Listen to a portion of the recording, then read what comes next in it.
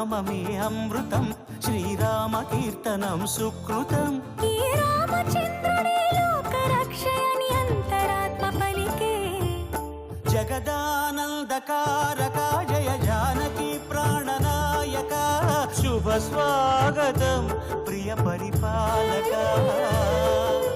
జగదానందకారక జయ జానకి ప్రాణనాయక శుభ స్వాగతం ప్రియ పరిపాలక మంగళకరమౌ నీరాక ధర్మానికి వేదిక అవుగాక మా జీవనమేక పావనమౌగాక